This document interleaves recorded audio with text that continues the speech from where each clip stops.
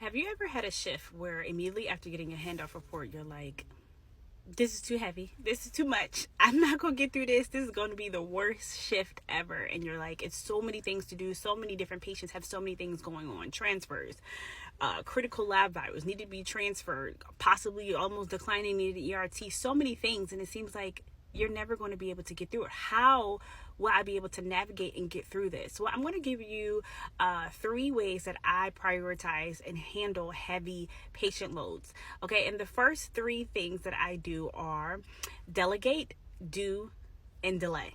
Okay, here we go. So when you have a patient load that is extremely heavy, the first thing you need to glean from and to do and to utilize and to take advantage of is you have assistants on the floor. You have nursing assistants, or even techs of what you call them, and even charge nurses who don't have a lot of patients. They shouldn't, God forbid, wherever you work. So you can delegate. Delegation is your friend as an RN. You are allowed to delegate. And so those non-critical or non-essential tasks, such as water, such as giving someone a bath, such as just simply sitting in the room because someone's, anxious.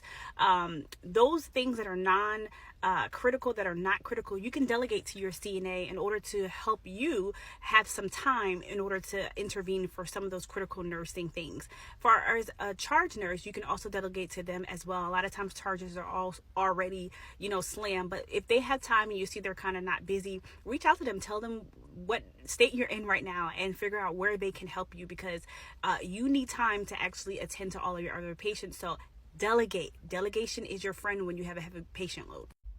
Okay, so the next thing to help you prioritize is what I call delay. So a lot of tasks, or some tasks, can actually be done at a later time, so you can delay them so that you can have time to attend to the critical things that need to be done. As far as dressing changes, if a dressing change can be delayed for another hour, please do that.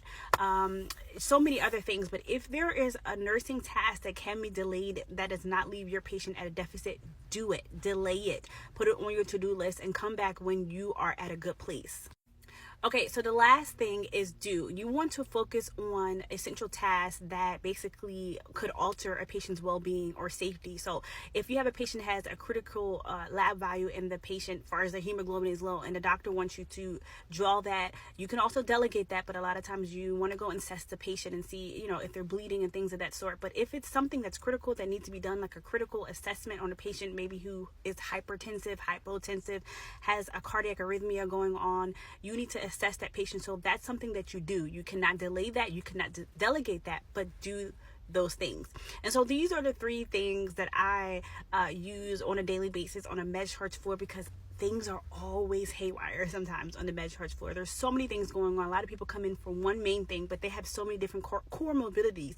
So when you get in, it can seem like a lot, but you have to learn how to basically do these 3 things, okay? So you want to delegate, you want to delay, or you want to do. And you constantly do this. You don't just do this one time, but you constantly do this when you're nursing shift, because things are always popping off in the med-surg unit. So if you have tried this, let me know how it works. And if you haven't, tell me how it works after you try this on your next shift.